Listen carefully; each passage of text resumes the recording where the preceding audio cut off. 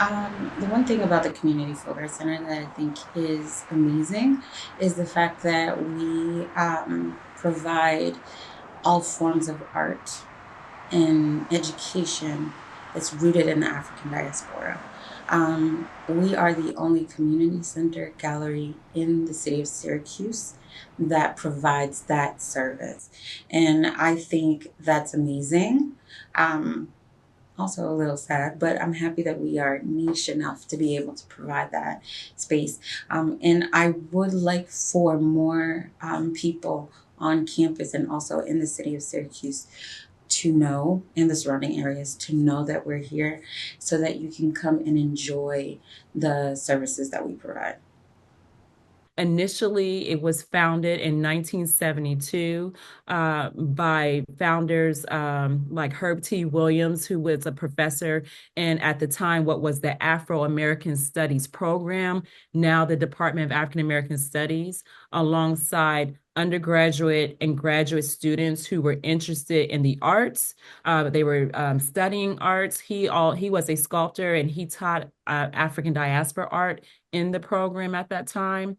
And these people, along with local artists, saw a need to create a platform for Black artists and other artists of color because mainstream institutions at the time were not providing a space for artists to showcase their work, to sell their work, and to create really important dialogue about culturally conducive or relevant art, right, that reflected their culture. Since that time, fast forward to 2024, the Community Folk Arts Center is still committed to that mission of providing a platform for underserved artists. Community Folk Art Center is just an all encompassing Black space for students as well as community members and youth.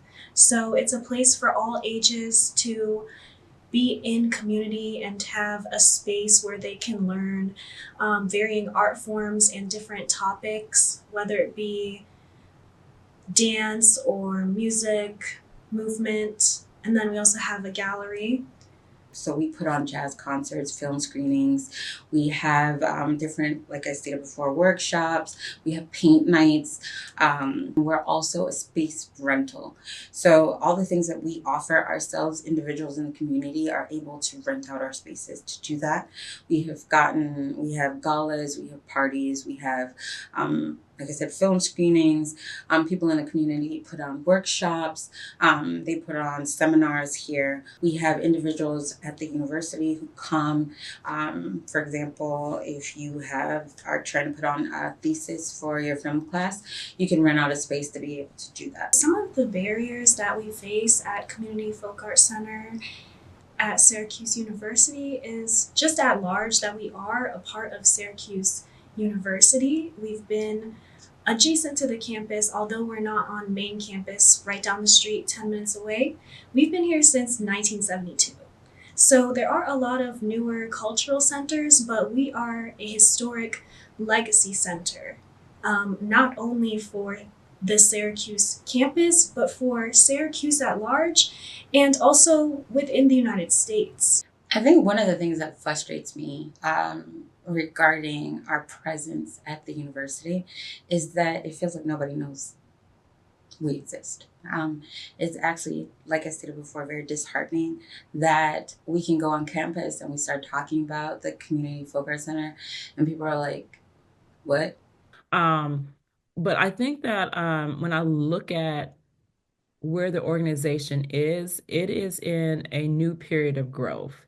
Who we are serving um, has grown. And so, and it's not just the edifice, but it's, a growth in terms of like more programming, more issues to address, and conversations to be had. And so with that comes the need for more resources. It's important for students and faculty and staff to remember that in the history of it all, as well as the new programming that we have. And we need support from students, from teachers, from faculty to share the great resources that we have here at CFAC. The amount of resources and support that an institution gives, right, to its centers and other entities is a reflection of what it values or not, right?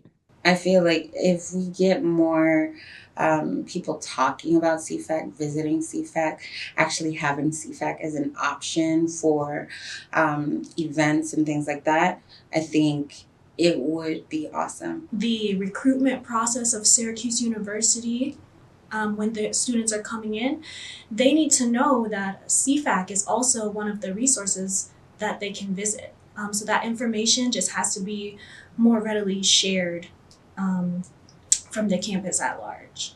So, in doing so, it is about really advocating for what you value or what others value regarding the Community Folk Arts Center. So, if you want us to be here another 50 plus years, right, then that means showing up for CFAC in all the ways that matters.